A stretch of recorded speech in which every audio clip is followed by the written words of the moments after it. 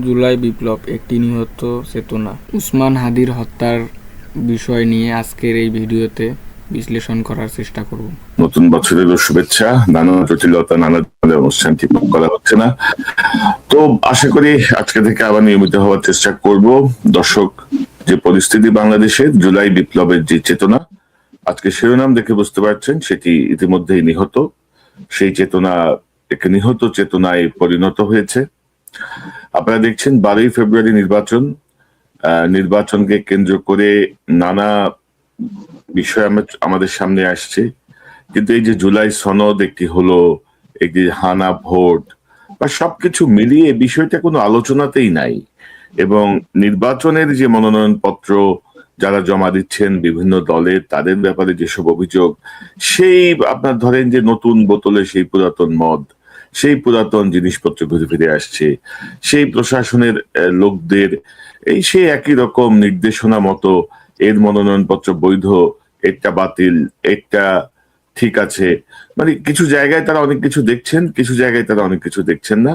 কিছু জায়গায় আইন কার্যকর হচ্ছে, কিছু জায়গায় আইন কার্যকর হচ্ছে না। জুলাই বিপ্লবীদের নিরাপত্তাহীনতা, সুরভি জেল খাটে 11 দিন।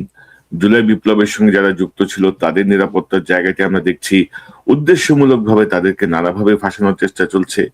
আমাদের অথর্ব সরকার 16 মাস পরে এসে বলছে জুলাই বিপ্লবীদের নিরাপত্তার জন্য অধ্যাদেশ জারি করতে হবে। তো মুরব্বীরা এতদিন পরে বুঝতে পারছে বিষয়টা। তো সব মিলিয়ে যে অবস্থা, এই বিষয়টি নিয়ে আমার সঙ্গে কথা বলতে যোগ দিচ্ছেন আপনাদের অত্যন্ত প্রিয় মানুষ, আমার চ্যানেলের নিয়মিত অতিথি, বিশিষ্ট কলামিস্ট, সাংবাদিক, মেরিন ইঞ্জিনিয়ার জনাব মিনার রশিদ। মিনার ভাই, আপনাকে স্বাগত জানাচ্ছি আজকের অনুষ্ঠানে। আসসালামু আলাইকুম, ধন্যবাদ কনক সারার ভাই, এবং আজকে এই অনুষ্ঠান যারা দেখছেন এবং পরবর্তীতে দেখবেন সবাইকে প্রীতি আর শুভেচ্ছা। তো মিনা ভাই, যে বিষয়টা আমি শুরু করছিলাম সেটা দিয়ে আপনার কাছ থেকে শুরু করি। যে এই যে ধরেন জুলাই বিপ্লবের চেতনা, মানে আমি তো দেখে এটা নিহত আসলে। মানে জুলাই বিপ্লবটাকে যদি আমি একটা মানব শরীর কল্পনা করি, একটা একটা আত্মার মতো কল্পনা করি, তাহলে সেইটা কিন্তু এখন আর নাই। এবং আপনি যদি অত্যন্ত দুর্ভাগ্যজনক ভাবে আপনি যদি দেখেন যে এই জুলাই বিপ্লবের সঙ্গে যুক্ত তিনজন স্টুডেন্ট লিডার, তারা কিন্তু সরকারেও ছিল, সরকারের থেকেও কিন্তু তারা জুলাই বিপ্লবকে আপহোল্ড করে নাই, তাদের নিরাপত্তা নিশ্চিত করে নাই, কোনো কিছুতেই তারা যায় নাই। ক্ষমতা থেকে বের হয়ে এসে বলতেছে যে একটা লাশ পড়লে আরেকটা লাশ ফেলাই দেব। উগ্রবাদকে উগ্রবাদ দিয়ে মোকাবেলা করা যায়? তো মানে কিভাবে দেখেন এই যে জুলাই বিপ্লবটা এইভাবে যে নিহত হয়ে গেল, আপনি কি মনে করেন, নাকি নিহত হয় নাই? আপনার ভিন্ন মত থাকতে পারে, আপনি কি মনে করেন? হ্যাঁ কনক ভাই, আমি এটাকে পুরা নিহত বলতে চাচ্ছি না, এই মুহূর্তে ধরেন আহত হয়েছে, এটা বলাই মনে হয় নিরাপদ হবে। কারণ আমরা তাহলে একটা হতাশা ক্রিয়েট হয়ে যাবে, সেটা হোক, সেটা আমরা চাই না। কিছুটা ক্ষতিগ্রস্ত হয়েছে ভাই, আহতের একটা মাত্রা দিতে হবে, গুরুতর আহত, মানে জীবন মৃত্যু সেটা হবে এরকম আর কি। হ্যাঁ জি, হ্যাঁ, নিহত দিলে তো ধরেন তখন আর আশার কিছু নাই, এখনো আশার আলো আমি দেখছি বিভিন্ন ভাবে। এখন মনে করেন হ্যাঁ, প্রশাসনে বা যেগুলি আছে একটা বেস্টেড ইন্টারেস্ট গ্রুপ, এটা সবসময় কিন্তু কভার করে রাখে। এই বেস্টেড ইন্টারেস্ট গ্রুপ এটাকে আসলে খুব যে একটা সহজ হবে, এটা আমাদের একেবারে গোড়ার শেকড়ে এরা প্রতীত আছে। আচ্ছা, আপনি যে খুব হঠাৎ করে এখান থেকে রিমুভ করে ফেলবেন সেটাও সম্ভব না, কিন্তু আমাদের একটা প্রচেষ্টা রয়েছে। আমরা বোধহয় এইভাবে চিন্তা করলে বিষয়টা সহজ হবে, কারণ এই চেতনা তো এমন না যে আপনি যে দেখেন, হয়তো আমাদের এই আলোচনায় আসবে পরবর্তী সময়, আমাদের শহীদ হাদি বলেন, এগুলি কিন্তু কিশোরে, এটা যদি নিহত হতো বা আহত হয়ে যেত বেশি, তাহলে এত রেসপন্স হতো না। কিন্তু এটা দেখা যাচ্ছে এটা সদা জাগ্রত থাকবে, এটা কিন্তু আমাদেরকে একটা মিন করছে, এটা হলো আশার কথা। কারণ যে হাদিকে ধরেন খুব বেশি মানুষ চিনত না, বেশি মানুষ আমি বলবো ওই অর্থে হয়তো 10 to 15% মানুষের কাছে, সেই হাদি কিন্তু পৌঁছে গেছে এখন প্রায় 100% মানুষের কাছে। কাজে এটাই জুলাই বিপ্লব জাগ্রত আছে বলে এটা সম্ভব হয়েছে। কাজে এই অর্থে আমি বলছি যে না, এটা এখনো আছে, কিন্তু আমাদের যে এটা সিস্টেমটা এরকম, যেরকম তিনি উপদেষ্টার কথা বলছেন, এনারা যখন সরকারে ছিল এক ধরনের বিহেভ করেছে, কিন্তু আসার পর এখন ফ্রিলি কথা বলছে। দ্যাট মিনস ওখানে কিছু একটা সিস্টেম আছে, ওখানে গেলে হয়তো কথা বলতে পারবে না।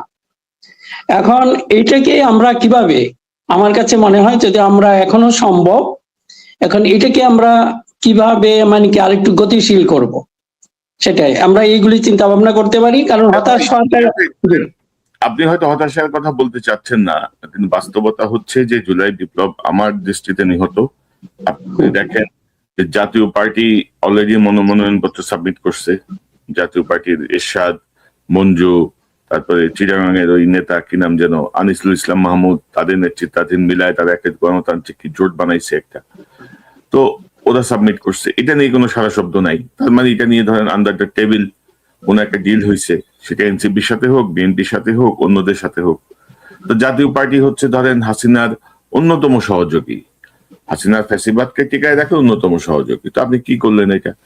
তারপরে ধরেন আমি যদি আপনাকে একটা নিউজ দেখাই, এই যে ওসমান হাদি, শহীদ ওসমান হাদিকে যারা হত্যা করছে, যার ব্যাপারে ধরেন পুলিশ ইতিমধ্যে রিপোর্টে দিছে, সেই রিপোর্টের মানে আমি খুব অবাক হয়ে গেলাম। ধরেন এটা হচ্ছে বাংলা নিউজ 24 এর নিউজ, আজকের নিউজ।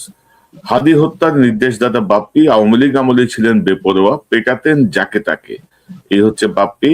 এবং সংবাদের ভিতরে যদি আমরা যাই, জুলাই বিপ্লবীয় ভারতীয় আধিপত্যবাদী ইনকিলাব মঞ্চের আহ্বায়ক শরীফ ওসমান হাদি হত্যাকাণ্ডের নির্দেশদাতা ও পরিকল্পনাকারী হিসেবে ঢাকা মহানগর উত্তর যুবলীগের সাংগঠনিক সম্পাদক ও মিরপুরের 6 নম্বর ওয়ার্ডের সাবেক কাউন্সিলর তাইজুল ইসলাম চৌধুরী বাপ্পিকে চিহ্নিত করেছে মামলা তদন্ত সংস্থা ঢাকা মহানগর পুলিশের ডিএমপির গোয়েন্দা শাখা ডিবি। তো বাপ্পি ও তার নির্দেশে হাদিকে গুলি করা ফয়সাল মাসুদ 17 জন নামে মামলা চার্জশিট করা হয়েছে। তো এই যে বাপ্পি, সে বাপ্পি আগে থেকেই ছিল মাস্তান, আগে থেকে ছিল গুন্ডা। তো এই অন্তর্বর্তী সরকারের 16 মাসে এই জাতীয় চিহ্নিত অপরাধীদেরকে কি দমন করা যায় নাই? অপারেশন টেবিল হান্ট মানে ঠাট্টা মস্করা তো কম দেখলাম না। সেনাবাহিনী মাঠে আছে আপনার ম্যাজিস্ট্রেসি পাওয়ার নিয়ে। তো কোথায় মানে আমরা কি ফলাফল পাইলাম? আমরা যে সংস্কার করলাম, কোথায় কি সংস্কার হইল? মানে আপনি কিভাবে মানে এখনো আশাবাদী? আমি অনেক ভাই, আমার যে মূল কথাটা হলো যে আমি আপনার সাথে একমত যে এই পরিস্থিতি, এটা তো আমরা সবাই দেখছি। কিন্তু আমরা যদি একেবারে হতাশ হয়ে পড়ি, আমার কথা হলো ওইটাই যে এখান থেকে মূল সমস্যাগুলি বুঝতে হবে। আর এটা তো নো ডাউট যে বর্তমান সরকার যেটা হচ্ছে, এরা সবকিছু তালগোল পাকিয়ে ফেলছে। এখন এদেরকে আমরা যদি কিভাবে দেখি যে আপনাদের বিপ্লবের চেতনা ধারণ করে, আপনি যদি দেখেন এই সরকারে কারা আছে, একমাত্র ডক্টর মোহাম্মদ ইউনূস এবং দু একজন যে ফেস, তাদের ফেসও আগে আমরা যা দেখেছি এখন একটা ভিন্ন ফেস দেখছি। আর কয়েকজন ওই যে আপনাদের যে স্টুডেন্ট লিডার যারা, তাদের অনেকটা তাদের চকলেট দেওয়া হয়েছে। আমি এটা বলতাম যে এটা একটা বাচ্চাদের চকলেট দিয়ে যেমন মুখ বন্ধ করে রাখে, এক ধরনের এটা ব্যবহার করেছে কিছু ধান্দাবাজ এই সরকারের ভিতরে। এখন আমি এই জন্য বলছি যে আমরা যদি ধরেন পুরা হতাশ না হই, আমাদের এই সিস্টেমকে নিয়ে কিছু কাজ করতে হবে। এটা হয়তো গণতান্ত্রিক সরকারের পক্ষে হয়তো সম্ভব হবে, আমরা আশা করব। এই জন্য আমি এটা বলছি যে তারা যেন এই জিনিসগুলি ধারণ করে। এই যারা পলিটিক্যাল পার্টি যা আছে তাদেরও সমালোচনা ছিল, এই সরকারের বিরুদ্ধে সমালোচনা ছিল। এখন আমরা দেখতে চাই তারা ক্ষমতায় আসার পর তারা কি কাজটা করে। আর আপনি যে জাতীয় পার্টি সম্পর্কে যেটা বলেছেন, আমি তো ফুললি এগ্রি। এখন এই জাতীয় পার্টি এরা হলো, দেখেন আমাদের দেশে এই যে কতগুলি আসলে সুশীল আছে, এরা এখন চিন্তায় পড়ে গেছে যে আওয়ামী লীগকে কেন এতগুলি সংখ্যা এরা কি করবে। কিন্তু এই একই জিনিস আমরা বারবার বলছি যে আপনাদের যদি হিটলারের দল দেখেন জার্মানিতে, তো তারা কি আবার সুযোগ পাচ্ছে, কিংবা তাদের সহযোগী যারা আছে। এখন এটা কি করবেন, এটা নিয়ে যে এখন হয়তো বা পলিটিক্যাল পার্টি এখন তাদের নির্বাচন নিয়ে ব্যস্ত, এগুলিতে ওরা যেতে চাচ্ছেন না বা কথা বলতে চাচ্ছেন না। কিন্তু আমাদের যেটা বুদ্ধিবৃত্তিক বলয়ে বা যারা সোশ্যাল মিডিয়াতে আমরা কথা বলছি, আমাদের এগুলি চালু রাখতে হবে। আর চেতনা যে জিনিসটা হচ্ছে যে এইগুলি যেন ডাই আউট না হয়ে যায়, আমাদের যে কোনো ভাবে এইগুলিকে জাগরিত মানে জাগরুক রাখতে হবে, এগুলো যেন জাগ্রত থাকে। ধরেন জুলাই চেতনা শেষ, ধরেন আমার মতে হয়তো সেটা এখন সামনে হয়তো অক্টোবর চেতনা একটা দাঁড়াবে অথবা ডিসেম্বরের চেতনা একটা দাঁড়াবে। মানে এই জুলাই বিপ্লবের নামে যে উদ্দেশ্য নিয়ে ছাত্র জনতা হাসিনাকে বিতাড়িত করেছিল, সেই বিতাড়নের জায়গাটা থেকে আমাদের যে প্রাপ্তি সেটি আমি বলবো যে অনেকটা মানে শূন্যের কোঠায় আর কি, অথবা ধরেন 0 থেকে 3-এর মধ্যে উঠানামা করছে। আমাদের যে সাকসেস মানে জুলাই বিপ্লবে 1400 মানুষ মারা যাওয়ার পরে, মানে ধরেন যে মানে এমন একটা অপদার্থ সরকারের হাতে, এমন একটা অপদার্থদের কাছে আমরা এই সরকার মানে রাষ্ট্র পরিচালনার ভার দিয়েছি। জাতিসংঘের রিপোর্টে বলছে 1400 মানুষ, জুলাই সনদে লেখা হয়েছে 800। আপনি বলছেন যে এদের অপদার্থের লেভেলটা কোথায় এদের? জাতিসংঘের রিপোর্টে 1400 মানুষকে তারা বলছে হত্যা করা হয়েছে, এরা বলতেছে 800। তো কত বড় অপদার্থের শাসনে আমরা আছি। এখন কিছু বললে আবার অনেকে মাইন্ড করে, মানে বন্ধ করে দেয়, পত্রিকা বন্ধ করে দিবে, ফেসবুক বন্ধ করে দিবে, মানে অদ্ভুত আরেক শাসন শুরু হয়েছে আর কি। আরে বেটা, হাসিনাদের 2 পয়সার পাত্তা দি নাই, তোরা তো হাসিনার কাছে শিশু। এই হচ্ছে কি বাস্তবতা আর কি। তো আমরা একটু হাদির প্রসঙ্গে আসবো, তার আগে একটু আপনাকে একটু বলি যে ধরেন আমাদের এই জায়গাটা ধরেন একটা জটিল একটা জায়গায় এসে দাঁড়িয়েছে, একটা বিএনপি একটা জামাত। মানে ধরেন আপনি 16 বছর 15 বছর যৌথভাবে আন্দোলন করলেন, যৌথভাবে একসাথে ছিলেন, মায়ের খাইলেন, জেলে গেলেন, গুম হইলেন, যা কিছু ঘটে সব বিএনপি জামাত করে, যা কিছুই ঘটে, বৃষ্টি হইলেও বিএনপি জামাত, খরা হইলেও বিএনপি জামাত, বন্যা হইলেও বিএনপি জামাত ইন জেনারেল। তো 5ই আগস্টের পরে এই যে ইসলামিক শক্তি এবং জাতীয়তাবাদী শক্তি, এই 2টা শক্তি যদি এক থাকতো তাইলে কিন্তু ধরেন ভারতীয় যে আগ্রাসন, সেই আগ্রাসনের জায়গাটা আমরা একটা কঠোর অবস্থানে থাকতাম, একটা শক্তিশালী অবস্থানে থাকতাম। এই জায়গাটা একটু আপনার মতো করে একটু বিশ্লেষণ করবেন। আপনি কয়েকদিন আগেও বোধহয় এগুলো নিয়ে লিখেছেন, আমার দেশে কলম লিখেছেন, তো আপনার কাছ থেকে একটু শুনি বিষয়টা। আসলে এই আলোচনার শুরুতে একটা বিষয় স্পষ্ট করা জরুরি। জুলাই বিপ্লব কোনো হঠাৎ ঘটনা নয়, এটা ছিল মানুষের আশা, ক্ষোভ আর পরিবর্তনের অঙ্গীকার প্রভাবে প্রকাশ। কিন্তু আজ প্রশ্ন হলো, এই বিপ্লব কি সত্যি আমাদের চেতনায় বেঁচে আছে? তখন এগুলিতে কন্টিনিউয়াস লিখেছি।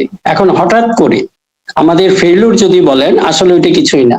এই সরকার সাহস পেয়েছে, এরা আসলে ইচ্ছা করে এই আপনার ডিভিশনটা ক্রিয়েট করেছে বিএনপি এবং জামাতের মধ্যে। এবং সবচেয়ে এখানে মুশকিল হলো কি, যারা এই ফেভারে কথা বলতে গেছে যে না আপনাদের এখনো সময় হয় না এই ডিভিশনটা, আপনারা মনে করতেছেন যে বিজয়, আসলে এটা হয় না, হাফ বিজয়, অর্ধেক বিজয় হয়েছে, বারবার ওয়ার্নিং করেছে। এখন যারাই আমরা এই ওয়ার্নিংটা করেছি তাদেরকে দেখেন কি সুন্দরভাবে সুপ্ত জামাত, গুপ্ত জামাত এগুলি বলে আমাদের এই ভয়েসটাকে ডাউন করে ফেলেছে।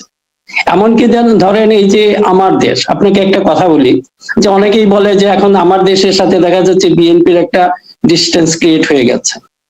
এখন মনে করেন এই যে আমরা তো এই সম্পর্কটা তো হঠাৎ না, সে অনেক আগে থেকেই আমাদের লেখা কেউ চাপতো না। এই আমার দেশ, নয়া দিগন্ত, তারপরে যাই যাই দিন, এমনকি যে বিবিসির যে আপনার সিরাজুর রহমান সাহ, ওনার সাথে উনি একদিন আক্ষেপ করে আমাকে বলেছিলেন যে দেখো যে আমি আমার মতো লোককে বাংলাদেশের কোনো মিডিয়া আমার লেখা ছাপতে চায় না। আমি জিজ্ঞেস করেছিলাম আপনি শুধু নয়া দিগন্তে লেখেন কেন? আমাদের তো আর উপায় নেই, আমরা যাই যাই দিনে লিখতাম, এখন যাই যাই দিনের পরে আমাদের লেখা আর কেউ ছাপবে না। তো উনি বলেন আমার লেখাও ছাপে না। এখন ওই পরিস্থিতিটা আমরা ভুলে গেছি। এই যে আমার দেশ, হ্যাঁ একটু যেহেতু এটা একটু হতেই পারে, ধরেন মানে মত ভিন্নতা, মতভেদ একটু হতেই পারে, কিন্তু দেখা যাচ্ছে এখন আমার দেশ হয়ে গেছে ডেইলি স্টার প্রথম আলোর চেয়েও বড় শত্রু। এখন মনে করেন যে আমি যে লিখি, আমার তো কোনো লেখা, মাহমুদ ভাই যেটা বলেন আমার যা ইচ্ছা, আমি বিএনপির প্রশংসা করি, কারণ বিএনপির প্রতি আমার একটা দুর্বলতা আছে, আমি সেটা হাইড করি না।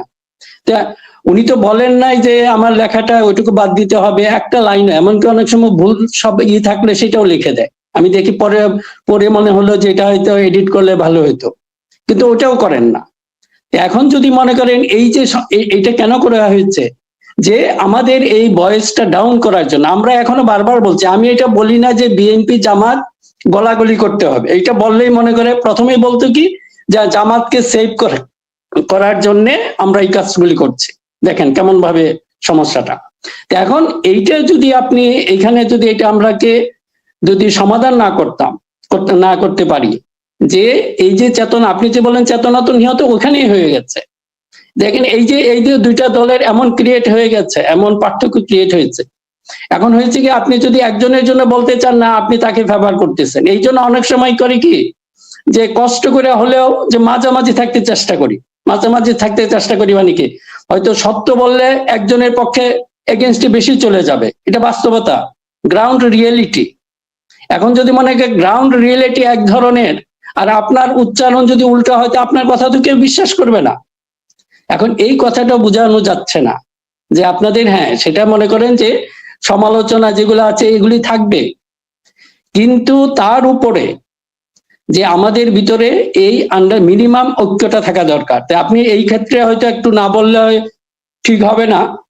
তারপরে একটু আশার আলো দেখা যাচ্ছে যে আপনার জনাব তারেক রহমান সাহেব ওই দিন যখন ডাক্তার শফিক গেলেন ওনার মায়ের মৃত্যুর পর সমবেদনা জানাতে, ওখানে কিন্তু খুব সুন্দর একটা কাজ করেছেন উনি কিন্তু ওনাকে ইচ্ছা করলে, উনি তো হোস্ট, ইচ্ছা করলে উনি হাই চেয়ারে বসে উনি পাশে বসতে পারতেন, কিন্তু ওনাকে হাই চেয়ার শেয়ার করলেন ওনার সাথে।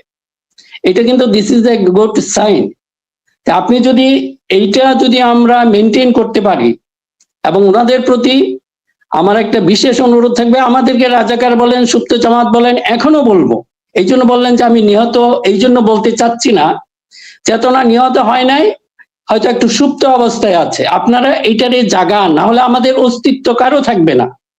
এই যে মনে করেন যে এখন সারা ওয়ার্ল্ডটা যদি পৃথিবীর দিকে তাকান, এই যে আপনাদের ওখানে কি করলে এক প্রেসিডেন্টকে এবং তার ওয়াইফকে ধরে নিয়ে আসছে, এটা একবিংশ শতাব্দীতে এই ঘটনা ঘটছে। কাজে আবার সেই শক্তির মানে কি জোর যার মূলক তার। এখন এই পরিস্থিতিতে যদি দাঁড়ায় এবং আমাদের মধ্যে যদি এই অনৈক্য থাকে, তাহলে তো সর্বনাশ হয়ে যাবে। এরকম হয়তো আপনাকে কাউকে হয়তো এরকম তুলে নেওয়া সাহস করবে না, কিন্তু কাছাকাছি অন্যান্য কাজগুলি তো করতে পারবে।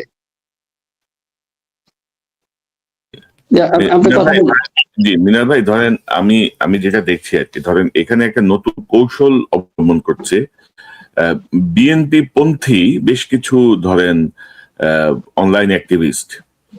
তারা ধরেন 2000 জুলাইয়ের মানে আন্দোলন শেষ হওয়ার আগ পর্যন্ত তাদের কোনো সারা শব্দ তেমন ভাবে ছিল না। তারা বিভিন্ন সময় আপোষ করছে, নানা রকম ভাবে ইয়ে করছে, আড়ালেই ছিল। জুলাই পরে ধরেন এক একজন বিশাল বিশাল ধরেন ইয়ে হয়ে গেছে, মানে শেড হয়ে গেছে। এরা সব বসন্তের কুকিল। আপনি যদি তাদেরকে একটু স্টাডি করেন, কিছুদিন আগে কি কথা বলছে এখন সম্পূর্ণ উল্টা। আর আমরা যারা আছি, আমরা তো ভাই কোনো খুদ করার জন্য বলি না, যেটা সত্য সেটা বলে যাব। আমরাও জানি ওরা এখন ধরেন আমাদেরকে কাউন্টার করার চেষ্টা করতেছে। এরা গুপ্ত জামাত, এরা দেশের মধ্যে এই করতেছে, ওরা দেশের মধ্যে এইসব নানা কিছু ফালতু জিনিস আমি এগুলো ইগনোর করি। তো আমি বিএনপির অত্যন্ত শীর্ষ মহলে ধরেন শীর্ষ নেতার কাছে জানতে চাইছিলাম যে এই বিষয়টা কি করতেছে এরা। এদেরকে আপনার চোখ পড়ে বলে যে এরা তো আমাদের দলের কেউ না, এদেরকে দলে কোনো পদ আছে না, এরা কিছু করে। আমাদের দলের পদ নাই, কিন্তু দলের পদধারী কারো পদলেহন করে তাদের কাজগুলা করতেছে। মানে ধরেন যে বিএনপির এখন স্ট্র্যাটেজি হচ্ছে যে আমরা তো ক্ষমতা আসবো, ওরা ধরেই নিছে, সো আমরা ক্ষমতা আসার আগেই এদেরকে এমন একটা ইয়ে করতে হবে যে যেন এদের গ্রহণযোগ্যতা কমে। তো সাধারণ মানুষ কি ঘাস খায়? সাধারণ মানুষ বুঝে না। না এইটা কনক ভাই আরেকটা জিনিস, এটা মনে হয় আজকে আমি আমার যে সাপ্তাহিক কলাম সেটাতে লিখেছি যে এরা করে কি, আগে ধরেন গত 50 বছরে আমরা কি দেখলাম, এই যে বিএনপি এবং জামাতের মধ্যে, বিশেষ করে বিএনপি জামাত, বিএনপি এবং আওয়ামী লীগ, জামাত তো হয়তো ইয়ার ব্যানারেই ছিল, অনেকটা বিএনপির পাশেই ছিল। এখন এটা যদি দেখেন, তারা একটাকে বানিয়েছিল যে এটা ব্রাহ্মণ দল আর একটা নমশূদ্র। এটা কি কিন্তু খেয়াল করেন, এই একই জিনিসটা গত 50 বছর থাকাতে এই কারণেই কিন্তু আমাদের গণতন্ত্র এখানে ফ্লারিশ করতে পারে না। আপনি যদি সবসময় দেখেন আমাদের এলিট শ্রেণী, আমাদের সুশীলরা সবসময় তারা ওইভাবে দেখতো, মানে বিএনপির কোনো পাত্তাই ছিল না, এবং একই ধরনের হুবহু দেখেন একই লোক এরা এখন বিএনপিকে ব্রাহ্মণ বানিয়েছে, আর জামাত বা অন্যান্য যারা আছে তাদেরকে নমশূদ্র, তারা এই ধারাটা বজায় রাখতে চায়। এই যে মনে করেন যে এই যে নিহত যে কথাটা বললেন, আমরা যদি এইটাকে অ্যাড্রেস না করতে পারি তাহলে সেই একই অবস্থা হবে। যে গুড সাইন তারেক রহমান এই কাজটা দেখিয়েছেন, কাজে আমরা এই জন্য আমি কিছুটা আশাবাদী, এবং উনি যদি ওনার যে আশেপাশে যেগুলি আছে এইগুলির মুখ যদি বন্ধ করতে পারে তাহলে কিন্তু আপনার সেই হয়তো সেই চেতনা আবার জেগে উঠবে, এবং সেটাই হওয়া উচিত। আমরা 50 বছর নষ্ট করেছি, আপনাদের কাছে বিশেষ অনুরোধ, আমাদের 50টা বছর নষ্ট হয়েছে। আমরা সামনে আর আমাদের যে সম্ভাবনা, সুযোগ বা যে রিসোর্স গুলি আছে আমরা আর এগুলি নষ্ট করতে চাই না। কাজে আল্লাহর ওয়াস্তে আপনারা এগুলি বন্ধ করেন। এখন আর আমরা সেই ব্রাহ্মণ আর নমশূদ্রের খেলা দেখতে চাই না, সবাই সমান সমান। যেই আপনারা হয়তোবা যদি সবচেয়ে ভালো হয় জাতীয় সরকার যদি গঠন করতে পারেন, কারণ এটাতে তারেক রহমান প্রথম বলেছিলেন যে আমরা নির্বাচনের পর জাতীয় সরকার ফর্ম করব, এবং একই কথা কিন্তু ডাক্তার শফিকও বলছেন এখন। কাজে this is a good sign. আমি এই জন্য এইসব কথাগুলি দেখে আমার কাছে মনে হয় this is a positive sign, এবং আমরা হয়তো একটা সামনের সময়টা হয়তো ভালো হতে পারে। এখন যেভাবেই পারে নির্বাচন করে ফেলেন, এখানে তো ফাইটিং হবে, এটা শুধু আমাদের দেশে না, পৃথিবীর সব জায়গায় এটা তিক্ততা হবে, সৃষ্টি হবে, কিন্তু নির্বাচনের পর সব ভুলে গিয়ে আমার অনুরোধ বা আমাদের হয়তো যেটা অনুরোধ থাকবে, একটা জাতীয় সরকার ফর্ম করেন। না হলে কেউ আপনি কোন সরকারই 2 থেকে 3 বছরের বেশি টিকতে পারবে না। যদি মনে করেন বিএনপি সরকারে গেল, জামাত বিরোধী দলে থাকে, কিংবা জামাত সরকারে গেল বিএনপি বিরোধী দলে থাকে, এদের উপর ভর করবে সেই আগের যে ভূতগুলি আছে আইসা ভর করবে বিরোধী দলে। কাজে সেখানে হয়তো এমন অবস্থা ক্রিয়েট করা হবে যে এই সরকার 2 থেকে 3 বছরের বেশি টিকতে না পারে। কাজে একটা বিশেষ অনুরোধ, আপনারা এই সমস্ত কিছু ভুলে যান, এখনো একসাথে হয়ে আমার কাছে আমার যেটা হয়তো কি বলবো যে আমার যে আশা যেটা, যে একটা জাতীয় সরকার পরে ফর্ম করেন যেভাবেই হোক। যদি জাতীয় সরকার ফর্মে কমপক্ষে 2টা বা 3টা টার্ম এই জাতীয় সরকার থাকে, তাহলে ইনশাল্লাহ এই যে আপনি যে জুলাই বিপ্লবের চেতনা বলছেন সেটা তখন অক্ষুণ্ণ থাকবে। কাজেই এই কারণে যে বলবেন যে আমি হয়তো ফুললি এগ্রিড না, হয়তো চেতনাটা নিহত হয় না, এখনো হয়তো গুরুতর আহত অবস্থায় আছে। না মিনার ভাই, ধরেন আপনি যদি আমাদের প্রধান যে রাজনৈতিক দলগুলা বিএনপির কথা বলেন, জামাতের কথা বলেন, ওরা কিন্তু আওয়ামী লীগকে টানতেছে, ওরা মনে করতেছে আওয়ামী লীগের ভোট তাদের লাগবে। এখন আপনি শুধু মানে বিপরীত অবস্থাটা চিন্তা করেন যে বিএনপি রাষ্ট্র ক্ষমতায় ছিল 15 বছর, বিএনপি এভাবে পতন হয়েছে হাসিনার মতো। আওয়ামী লীগ কি করতো? আওয়ামী লীগ বিএনপির ভোট আর জামাতের ভোট চিন্তা করতো? আওয়ামী লীগ চিন্তা করতো যে এরা রাষ্ট্রের শত্রু, দেশের শত্রু, এরা এত বছর এই করছে, এদের বিরুদ্ধে কি কি ব্যবস্থা নেওয়া যায় তাই তো করতো। তা আপনারা কেন আওয়ামী লীগরে আপনাদের কেন এত বেআইবাড়ির আত্মীয় মনে হচ্ছে? আমি তো এটাই বুঝলাম না কিছু। এই জন্য কনক ভাই দেখেন, আমাদের মুখটা তো এরকম এই জন্য বন্ধ করা হয়েছে যাতে আমাদের টোন ডাউন হয়ে যায়। আমাদেরকে সত্য জামাত, গুপ্ত জামাত এই কারণেই বলা হয়েছে, কারণ আমরা এটার পক্ষে ছিলাম যে বিএনপি এবং জামাত এই শক্তিগুলি বা এনসিপি এদের মধ্যে আসলে এই ক্রিয়েট করে ফেলেছে একটা কম্পিটিশন, কে নিবা, আমার হাতে যে মোয়াটা আছে আওয়ামী মোয়া কে খাবে। এই যে দেখেন, শুধু আমরা ওই দিন দেখলাম চাঁপাই নবাবগঞ্জের একজন জামাত লিডার, উনিও বলছেন, ওনারা হয়তো কম বলছেন, বিএনপি একটু বেশি বেশি বলছে, কিন্তু এই যে ক্রিয়েট হয়ে গেছে এই কম্পিটিশনটা যাতে না হয় সে কারণেই বলেছিলাম যে আপনাদের মধ্যে একটা মিনিমাম আন্ডারস্ট্যান্ডিং থাকেন, ঠিক আছে? আরে ভাই এত তাড়াহুড়া কি আছে?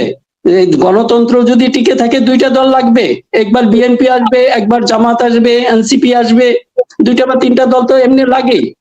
যে আপনারা যদি একটু ধৈর্য ধরতেন, এখনো এই আপনার অনুষ্ঠানের মাধ্যমে আপনার মাধ্যমে সবাইকে বলছি, আমাদের সংশ্লিষ্ট যে নেতৃবৃন্দ রয়েছেন আমাদের এই কথাগুলি শুনেন, শুধু গুপ্ত জামাত সুপ্ত জামাত এগুলি বলে এগুলিকে কথাগুলিকে করে ফেলেন না, ইগনোর করেন না।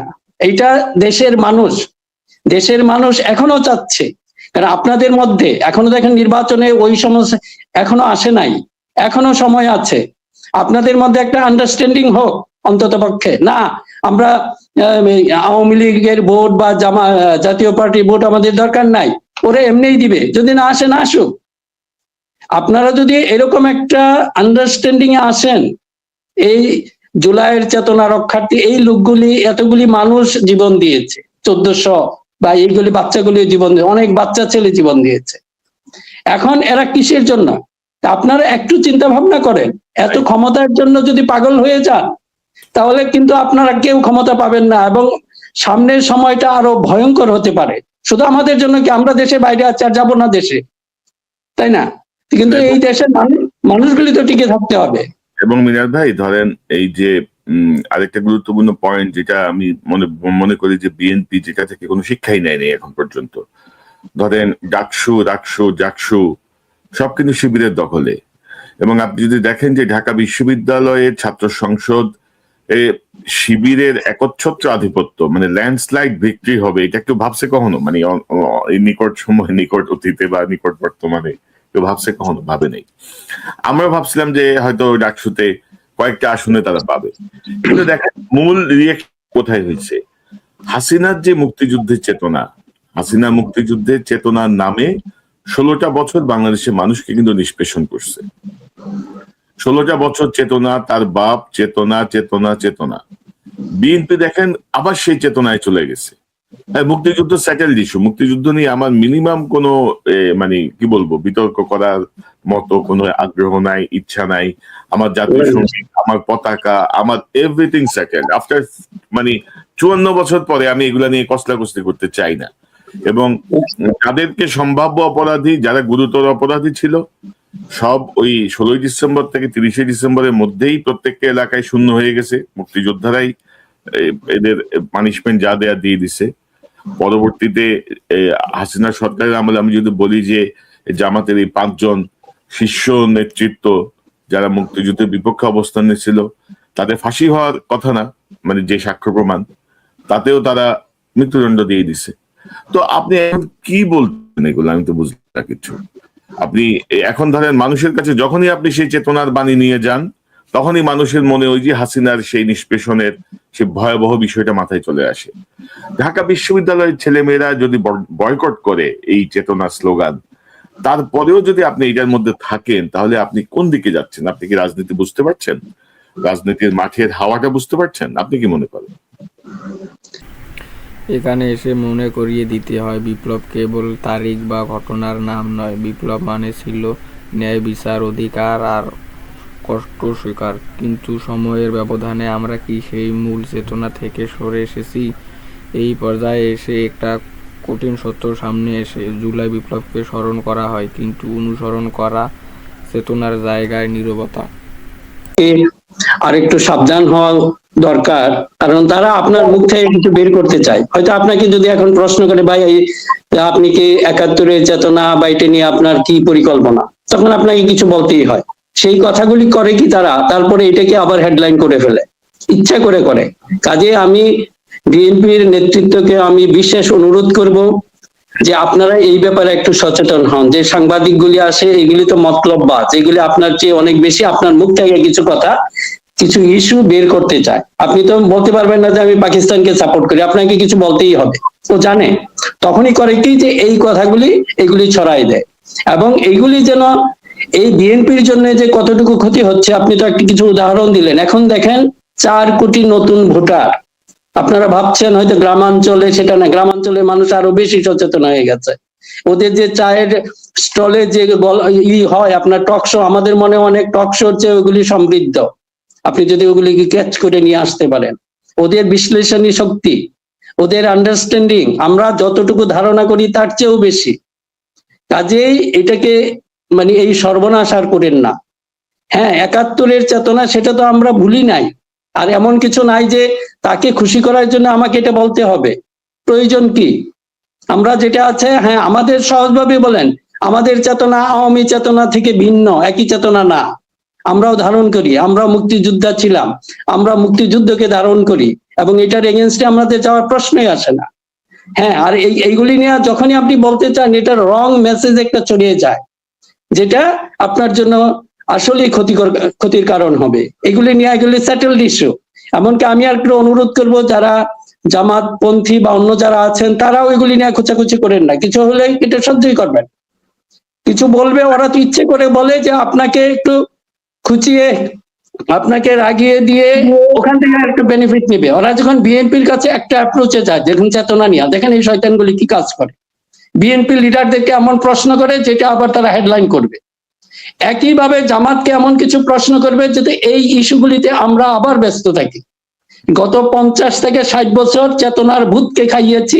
আমাদের যত সম্ভাবনা, আমাদের যত কি বলবো যে যত রিসোর্স আছে, আমরা রক্ত মাংসের মানুষের জন্য ব্যবহার করি নাই, আমরা চেতনার ভূতকে খাইয়েছি। এই যে আপনার 250 বিলিয়ন ডলার 16 বছরে গেল, এটা কিসের জন্য? এই চেতনার ভূতকে খাইতে যাইয়া। এখন ধরেন এখনো দেশের মানুষ, এই যে আপনার এত বছর পরও এখনো, আমি একটা খুব হৃদয় বিদারক একটা আপনাকে কথা বলি, আমার খুব স্কুলের friend, we are very close, হয়তো পরে বিচ্ছিন্ন হয়ে গেছে, আমি এক জায়গায় চলে আসছি, ওর জীবনধারার সাথে আমার একটা টোটালি ডিফারেন্ট হয়ে গেছে। জাস্ট কিছুদিন আগে সে ছাত্রলীগ করতেন, মানে ছাত্রলীগ করলেও আমার সাথে খুব সম্পর্ক ছিল, আবার আমি গুপ্ত না। মানে অনেকে মনে করবেন হয়তো যে আপনার ফ্রেন্ড ছাত্রলীগে থাকে কিভাবে। হ্যাঁ, অবশ্যই আমাদের স্কুলের ফ্রেন্ড, যারা আমাকে ত্রিশাল এলাকায় বা আমাদের এলাকায় সবাই জানে। ওখানে হ্যাঁ, যে আপনার আওয়ামী লীগের সভাপতি ছিলেন, সেও আমার ফ্রেন্ড ছিল। হ্যাঁ, এখন সেই ফ্রেন্ডটা মারা গেছে হঠাৎ করে। আমি এটা জানতাম না, ওর মানে আর্থিক অবস্থা এত খারাপ ছিল। এই যে মনে করেন এই সুযোগগুলি বা এই ক্রিমগুলি কারা খেয়েছে? তার ওয়াইফ ধরেন একটু ছোটখাটো নেত্রী ছিল, এইদের ইরেগুলার ইনকামের মতো হয়তো ছিল, মাঝে মাঝে কিছু পাইতো, কিছু পাইতো না। এই যে আপনারা বিলিয়নস অফ ডলার নিয়ে কেউ কেউ আপনার দেশ থেকে ভেগে গেছে, তাদের কিছু হয় নাই। এই যে মনে করেন এই যে এখন তার কয়েকটা বাচ্চা আছে, এদেরকে নিয়ে পথে বসে গেছে। এখন আমি এটা পরে জানতে পারলাম। তো এখন তো একই অবস্থাতে লাভ হলো কি? এরকম মনে করেন কয়েক হাজার মানুষ, এই যে হাজার হাজার কোটি টাকা করছে কয়েকশো, আবার ধরেন কয়েক কোটি টাকা করছে এরকম কয়েক হাজার মানুষ। মিনার ভাই, আমাদের চ্যানেলে আমি বেশ আগে বোধ আমার একক প্রোগ্রামেই ছিল যে মানে পুরো বাংলাদেশে টোটাল, মানে ধরেন আপনি যদি 1500 লোককে যদি সাহায্য করতে পারেন, 1500 নট মোর দেন, বর্তমান কিছু এমপি, সাবেক কিছু এমপি, মন্ত্রী, দলের কিছু নেতা, শ্রমিক নেতা, গার্মেন্টস নেতা, বাস নেতা, ছাত্র নেতা, এর জাস্ট 1500 কোটি খায় 17 কোটি মানুষকে আসলে। কনক ভাই, সেটাই। এই যে মনে করেন আমরা যদি এখন আবার শুরু করি দুইটা জিনিস, যে আগে যেটা হাসিনা করেছে আমরা সেটাকে ফলো করা ঠিক হবে না। ও গণহারে সবাইকে ধরে, এই যে মনে করেন আমি ছাত্রলীগের কথাটা বললাম, তার ওয়াইফ ছিল নেত্রী। এখন এদেরকে যদি আপনি শাস্তি দেওয়া শুরু করেন, এরা তো আসলে কালপ্রিট না। মূল কালপ্রিট যে কথাটা বলেন 1000 বা অল্প সংখ্যক, আপনি এদেরকে তো কেউ আপনার শাস্তি, কারণ তাদের সাথে আপনাদেরকে এলিট সেটেলমেন্ট হয়ে গেছে, তাদের কিন্তু কিছু হচ্ছে না। দুই একটা এইসব মানুষগুলিকে এদের হয়তো, এই যে আমার ফ্রেন্ডের কথা বললাম, তার হয়তো এখন যে আর কোনো জীবন ধারণের উপায় কিছু ছিল না, সে কিছু করতে পারে নাই। এই লোকগুলি সাফার করছে, এখনো করবে। এবং এগুলির জন্য যদি আপনি বলেন এই যে আপনার দরদ ধরে হ্যাঁ আওয়ামী লীগের পুরা ভোট আমাকে নিতে হবে, কাউকে না কাউকে দিবে। এই লোকগুলি কিন্তু আওয়ামী লীগেরা জানে আওয়ামী লীগ কি ক্ষতি করেছে ওদের। আপনি যদি বলেন যে আমার বন্ধুর কথা বললাম, তার ফ্যামিলি দে আর সাফারিং নাও, তারা কখনোই আওয়ামী লীগকে মনে প্রাণে ভালোবাসবে না। Definitely they welcome either for Jamaat আর ফর বিএনপি।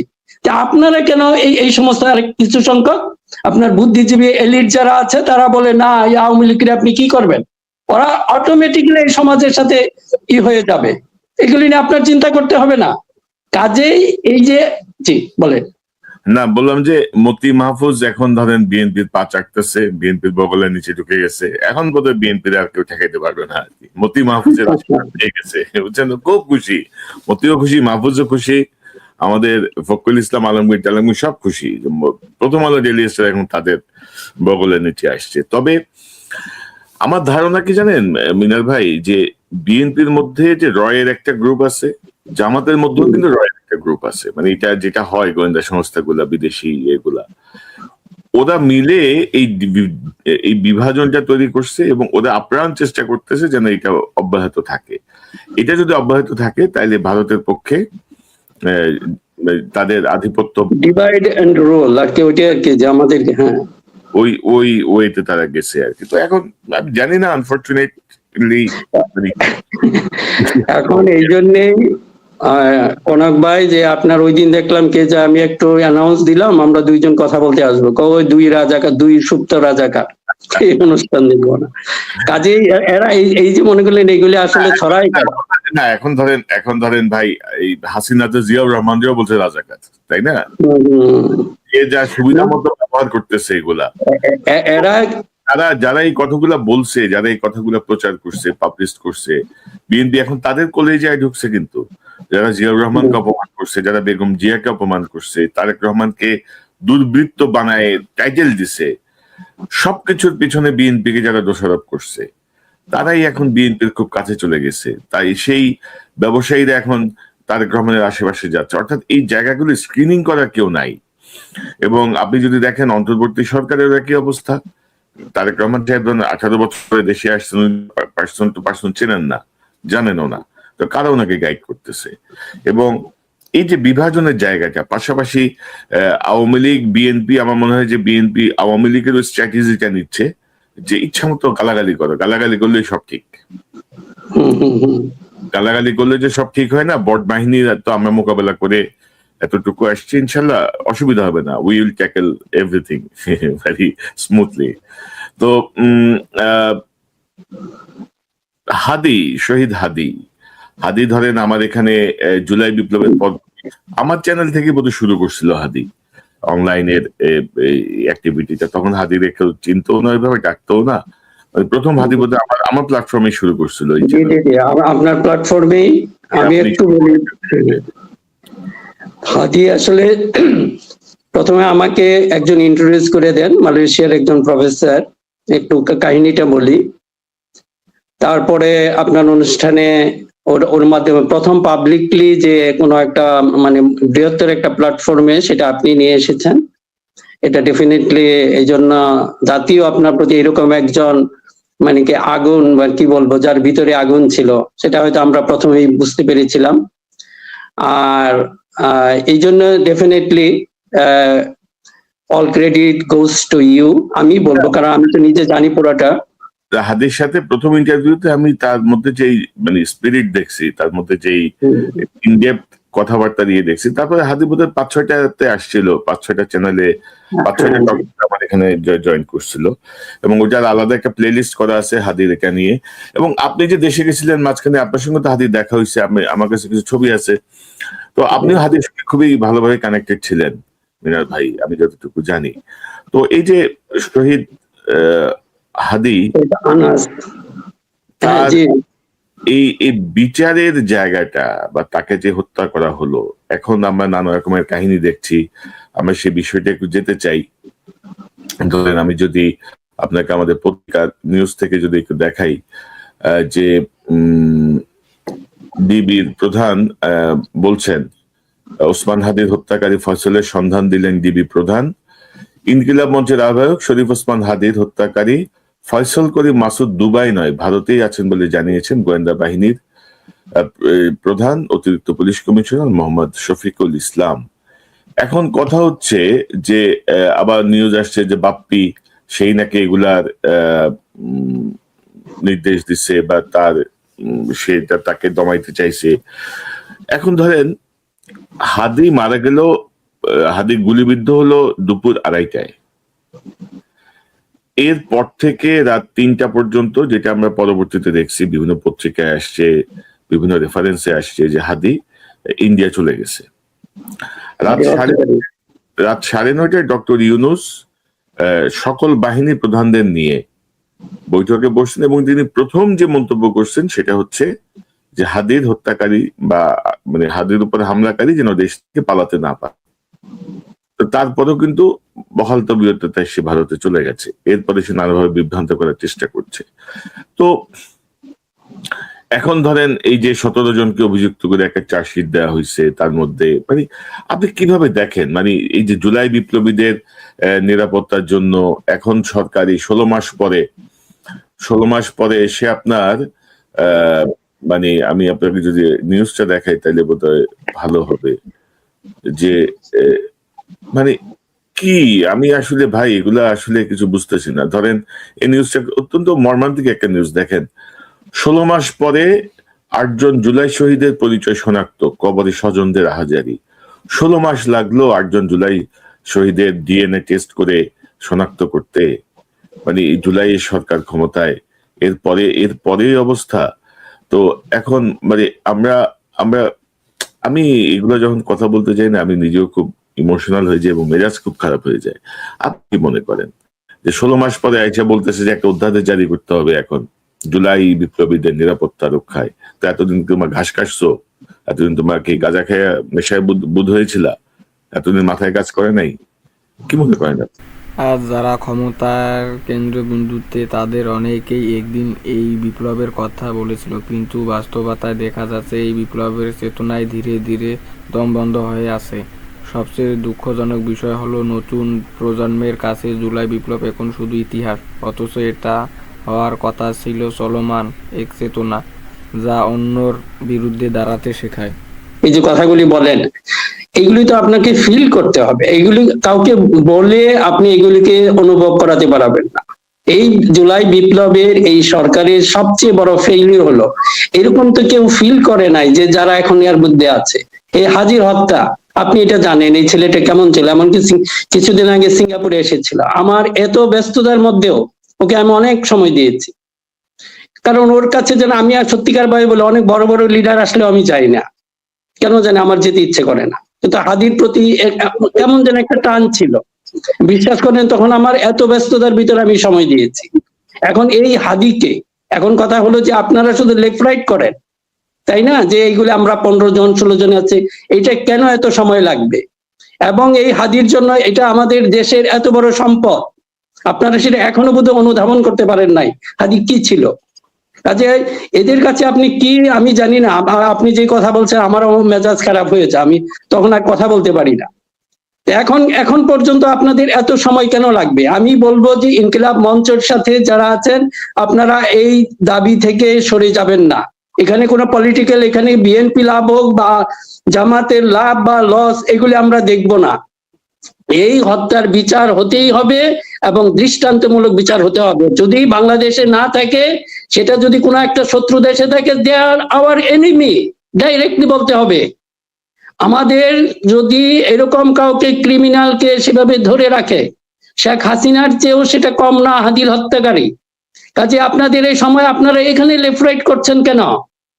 আপনারা লেফট রাইট করে এটা দেখান, আমরা এই লেফট রাইট দেখতে চাই না। আমরা চাই হাদির বিচার চাই, এবং এটা থেকে আমরা কোনোভাবেই পিছপা হব না। এবং যদি পরবর্তী যে সরকারি আসবে তাকেও কিন্তু এটা মাথায় রাখতে হবে। দরকার কি, এত ভয় পাওয়ার কিছু নাই আপনাকে। এবং মিনার ভাই ধরেন আমি এই 17 জনের যে অভিযুক্ত করে যে চার্জশিট, সেখানে ধরেন কিছু নাম আছে, কিন্তু ধরেন এই যে যারা হাদির হত্যাকারীকে পালাইতে সহায়তা করলো, এখানে তো গোয়েন্দা সংস্থার লোক আছে, পুলিশের লোক আছে, বিজিবির লোক আছে, একটা সম্মিলিত নেটওয়ার্ক কিন্তু এটা, নাহলে কিন্তু সম্ভব না। আপনি দেখেন যে আড়াইটায় এই ঘটনা ঘটার পরে কোথাও ব্লক রেড হয়েছে, কোথাও রাস্তায় কোনো তল্লাশি হয়েছে, কোথাও কোনো রেড অ্যালার্ট হয়েছে, কোনো কিছুই তো হয়নি। তো এইসব কথা কিন্তু চার্জশিটের মধ্যে নাই আর কি। মানে এক ধরনের আই ওয়াশ, যেহেতু ইনকিলাব মঞ্চ যেহেতু আন্দোলন করে অবস্থা বসে আছে শাহবাগে, তাদেরকে এক ধরনের আই ওয়াশ করা হচ্ছে।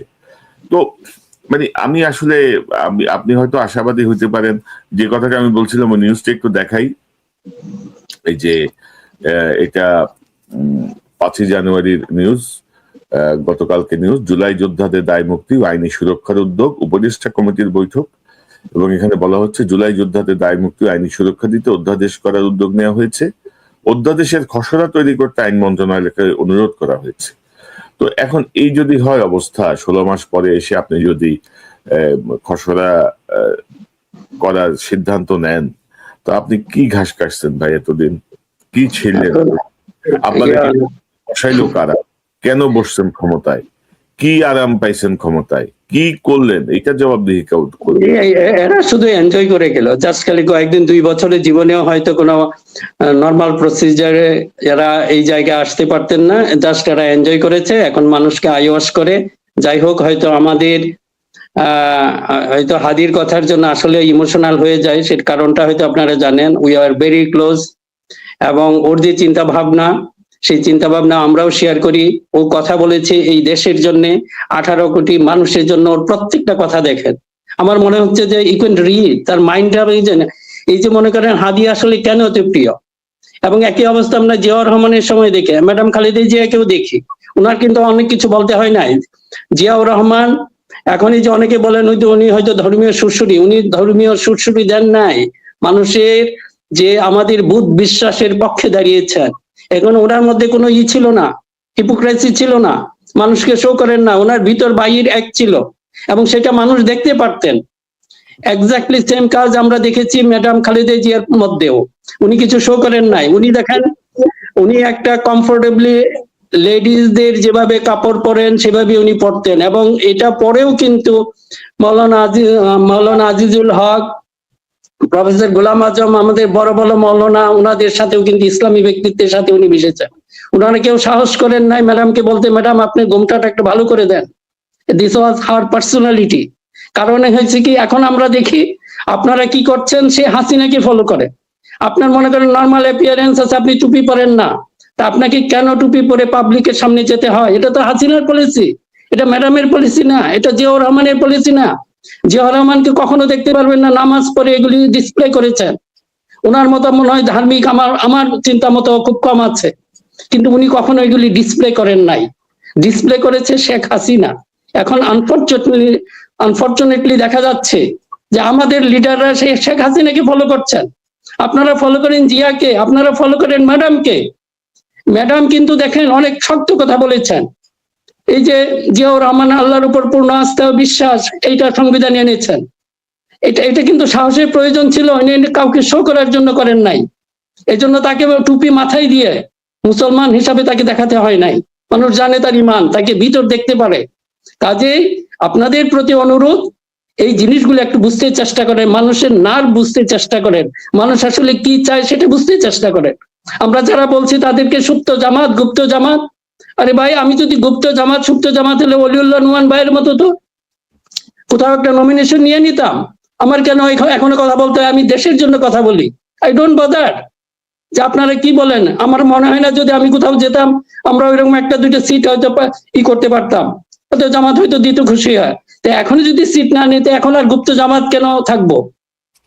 আমরা এই কথাগুলি বলছি, আসে না, এগুলো হচ্ছে ধরেন এইগুলি কেন বলছি কনক ভাই, যে টোন ডাউন করে দেয়, আমাদের কথাগুলো একটু গুরুত্ব দেন, এগুলি শুনতে চেষ্টা করেন, কারণ আমরা মানুষের কথা বলি, মানুষের মনের কথা বলি, তাই না? আপনাকে সেগুলি শুনতে হবে। এইগুলি কোনো ভং ধরার প্রয়োজন নেই। এই ভং ধরতো শেখ হাসিনা, আমরা সেই শেখ হাসিনার ইজম, তার কোন স্টাইল আমরা আর দেখতে চাই না। যা করবেন সম্পূর্ণ খোলাখুলি করেন, তাই না? এই যে মনে করেন, হ্যাঁ, এই সুযোগটা এরা পেয়েছে এই কারণেই। আপনাদের ভিতরে এখনো, কারণ এই যে কথা বললাম, হাদিকে সহজে মানুষ পড়তে পারতো, তার মন পড়তে পারতো, জিয়াউর রহমানের মন পড়তে পারতো, বেগম জিয়ার মন পড়তে পারতো। কাজে আপনারা ডিফিকাল্ট হয়েন না, জনগণ যেন আপনাদেরকে ডিফিকাল্ট না মনে করে। আর তারেক রহমানকে এখনো বলি না, he has shown some positive sign, we are happy. আমি সত্যিকার হ্যাপি, এবং আমি সেটা প্রশংসা করেছি। আমি এটা ভয় পাই না যে প্রশংসা। না, ধরেন তারেক রহমান সাহেবের ধরেন এই যে দেশে ফেরার পর থেকে এ পর্যন্ত আমি যে বিষয়গুলো দেখলাম, তাতে ধরেন আমার মনে হচ্ছে যেন তিনি একটা গুণগত পরিবর্তন আনতে চাচ্ছেন, যেটা উনি আগেও চেষ্টা করছিলেন। বিএনপি যখন 2001 সালে ক্ষমতায় ছিল, তখনও তিনি শেখ মুজিবুর রহমানের কবর জিয়ারত করছেন যাওয়ার পথে। মানে উনি কিন্তু পজিটিভ লাইনেই ভাবার চেষ্টা করেন।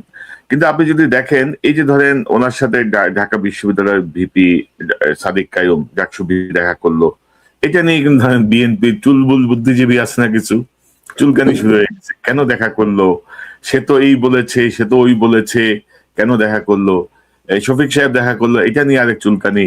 মাহমুদুর রহমান দেখা করলো, এটা নিয়ে আরেক চুলকানি। মানে ধরেন যে তার দলের ভেতরের লোকজন, মানে আমার ক্ষতি করার জন্য কিন্তু বাইরের লোকের থেকে আমার ভিতরের লোক, আমার বন্ধুই যথেষ্ট আমাকে, আমার সর্বনাশ করার জন্য।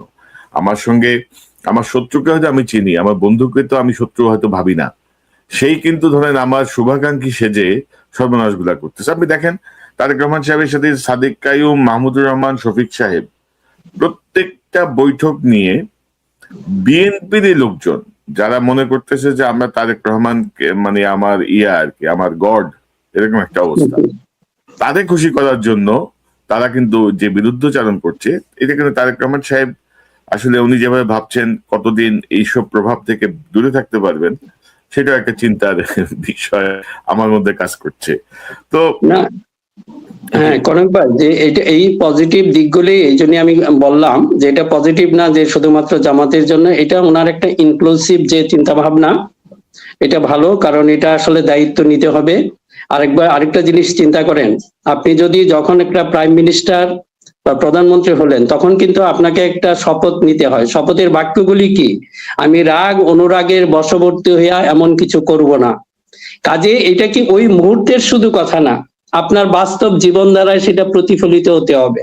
যে হ্যাঁ, আপনার ভিতরে আসলে আপনি জামাতকে দেখলে আপনার মাথা, ওই যে শেখ হাসিনা নাকি ধার্মিক মানুষ দেখলে সে খেপে যেত, এরকম হলে তো আপনি কাজ করতে পারবেন না। এমনকি শুধুমাত্র প্রাইম মিনিস্টার না, খেয়াল করে দেখেন আমাদের প্রত্যেক যারা মন্ত্রী হন তাদেরও শপথ নিতে হয়, তাদেরও একই কথা উচ্চারণ করতে হয়। কাজে আপনি যখন মন্ত্রী হবেন, যে কোনো দলেরই হন, সে আপনি জামাত থেকে মন্ত্রী হলেন, তা আপনি বিএনপি কে দেখলে তো যদি আপনার রাগ অনুরাগ জেগে ওঠে, তাহলে তো you are not fit for this post. কাজেই আমার কাছে বিশেষভাবে অনুরোধ থাকবে, শুধুমাত্র যারা প্রাইম মিনিস্টার হবেন তারাই না, যারা মিনিস্টার হওয়ার নিজেদেরকে, এইটা একটা যোগ্যতা। আজকে যদি দেশের মানুষ সচেতন হতো, আপনারা এগুলি প্লে করতে পারতেন। আমি শুধু বিএনপি কে বলছি না, জামাতেরও অনেকের দেখি যে এমন মন্তব্য করে, মনে হচ্ছে যে বিএনপি পেলে উনি মনে হয় একেবারে হিটলারের ইয়াতে ঢুকিয়ে ফেলবেন। জানি যে একটা ছিল না, যেটা হিটলার করতেন, এরকম ফার্নেসের মধ্যে ঢুকিয়ে ফেলবেন। একই অবস্থা বিএনপিরও। মানে আপনাদের এই অবস্থা কেন? কাজে আপনার যদি এই অবস্থা থাকে, তাহলে আপনি শুধু ওই মুহূর্তে শুধু যদি শপথ বাক্য বলেন আমি রাগ অনুরাগের বশবর্তী হয়ে কিছু করব না, সেটা তো আপনি আছেন পারবেন না। কাজে এইসব লোক তো, আপনি তো মিনিস্টার, এটার উপযুক্ত না। কাজে যারা শপথ করবেন ওই যোগ্যতা সম্পন্ন, ওরকম মানসিকতা মাইন্ডসেটের মানুষই ওখানে যেতে হবে। আজকে যদি আমরা যে কথাটা বলছি যে নলেজ বেস সোসাইটি যদি আমরা প্রতিষ্ঠা করতে পারতাম, তাহলে মানুষকে নিয়ে আপনারা এই খেলগুলি খেলতে পারতেন না। কাজে তারেক রহমান যেটা হয়েছে, ডাক্তার শফিক যে বলছে you are the next prime minister, কাজে আমরা আপনাদেরকে সেভাবেই দেখতে চাই। এই যে আপনাদের আশেপাশে যে চামচার দল, ফর দ্য গড সেক এদের কথা শুনেন না, আপনাকে সেটা শো করতে হবে। আপনি যদি প্রাইম মিনিস্টার হন, আপনার যে বিরোধী পক্ষ, আপনার যদি বিএনপি থেকে হন, জামাত যে থাকবে বা অন্য দল যে থাকবে, তাদের প্রতি আপনার সুবিচার করতে হবে, তা না হলে you are not fit for this post. এবং মিনার ভাই, আপনি যেটা বলছেন যে আমরা প্রত্যাশা করব যে যারা শপথবদ্ধ হবেন রাষ্ট্রীয় দায়িত্বের শপথ নেয়ার আগে, তাদের আশেপাশে যেন ওই জাতীয় ক্রিমিনাল গুলো না যেতে পারে। সামনে যে নির্বাচন আছে, সম্ভাব্য নির্বাচন, এখনো বলবো সম্ভাব্য নির্বাচন, কারণ প্রশাসন যেভাবে যা করছে তাতে যে কোনো সময় অনেক কিছুই ঘটে যেতে পারে, আশঙ্কার জায়গা এখনো আছে। তো নির্বাচনে জনগণ যেন, মানে যে দলেরই হোক, বিএনপি হোক, আওয়ামী লীগ হোক, স্বতন্ত্র হোক, জনগণ যেন চিহ্নিত দুর্বৃত্ত চক্রকে যেন ভোট না দেয়। সে যত বড় দলের যত বড় নেতাই হোক, তাকে যেন প্রত্যাখ্যান করে। আওয়ামী ঘনিষ্ঠ লোকজন যেন প্রত্যাখ্যান করে, চোরদের যেন প্রত্যাখ্যান করে, দুর্নীতিবাজদের যেন প্রত্যাখ্যান করে, ঋণ খেলাপি যারা আছে তাদেরকে যেন প্রত্যাখ্যান করে। কারণ এই জাতীয় বদমাশ চক্র কিন্তু আবারও নমিনেশন পেয়ে গেছে বড় বড় দল থেকে। তো স্পেসিফিক্যালি আমাদের আহ্বান যে কোনো মার্কা দেখে ভোট দেওয়ার কিছু নাই, ব্যক্তি দেখে ভোট দিতে হবে। এটা হচ্ছে বাস্তবতা। মানে মার্কা দেখে আমি ভোট দিয়ে দিব, নো, ব্যক্তি দেখে আমাকে ভোট দিতে হবে। এটাই হোক জুলাইয়ের যেই নিভু নিভু চেতনা, সেই চেতনার আলোকে বললাম আর কি। আপনার শেষ কথা শুনতে চাই। হ্যাঁ, কনক ভাই, আপনি যে আসলে ইঙ্গিতটা দিয়েছেন যে হয়তো আমাদের নির্বাচন কি হবে এখন আমরা বুঝতে পারছি না, তো আমি অনুরোধ করব, এটা নির্ভর করবে এখন জাস্ট দুইজন ব্যক্তি। আমি খুব এটারে শর্ট করে ফেলি, যেটা ছিলেন আমাদের তারেক রহমান, জনাব তারেক রহমান এবং ডাক্তার শফিক। এই দুইজন যদি আসলেই ঠিক থাকে, আপনাদের প্রতি জাতির অনেক আশা ভরসার জায়গায় আপনারা আছেন। এখন যদি মনে করেন যে এই যে প্রশাসনের কথা বলছেন, এইগুলি তো আসলে কি বলবো অলরেডি স্পয়েলড প্রশাসন। এখন এরা আপনাদেরকে হয়তো বিভিন্ন বুদ্ধি বাতলাবে, এটা সেটা আমারও কানে আসছে, আপনারও কানে আসছে, যে হয়তো এমন কিছু করবে, আপনাদের সহজ রাস্তা দেখিয়ে দিবে, for the God sake don't do it, এদেরকে ফলো করেন না, আপনাদের দরকার নাই। এই চামচাদের এরা করবে কি, নিজের একটু সুবিধার জন্য আপনাকে বিভিন্ন রাস্তা দেখিয়ে দিবে যে আপনি এইভাবে পাশ করেন, অসুবিধা কি? তারেক রহমান যদি পাশও না করে সমস্যা কি? আপনি বিরোধী দলে বসবেন, এই অ্যাটিটিউড দেখান, তাহলে মানুষ আপনাকে টেনে নিবে, টেনে সেই জায়গায় বসিয়ে দিবে। কাজে আপনি যদি মনে করেন যে কোনো ভাবে আপনাকে জিততে হবে, তাহলে এইগুলি কিন্তু গোপন থাকবে না। আজকে জানি না এই কথাগুলি আপনার কানে যায় কিনা, এগুলি কখনো শেখ হাসিনাই তো পারে নাই। শেখ হাসিনা এত কিছু করার পরে এগুলি কি গোপন রাখতে পেরেছে? কাজে আপনি মনে করেন না, আপনি যত চালাকির মাধ্যমে যেই হোক, আমি একজনকে বলছি না, যে পক্ষই হোক, যদি এটা করেন সেগুলি গোপন থাকবে না, এবং যে ক্ষতিটা পরে নিজের করবেন ওখান থেকে আর উঠতে পারবেন না। কাজেই আল্লাহর ওয়াস্তে এটা বিশেষ অনুরোধ থাকবে, নির্বাচনটাকে মানুষের সেই প্রত্যাশার জায়গায় রাখুন। এটা নিজে যেভাবে হয়েছে এটা যেন না হয়।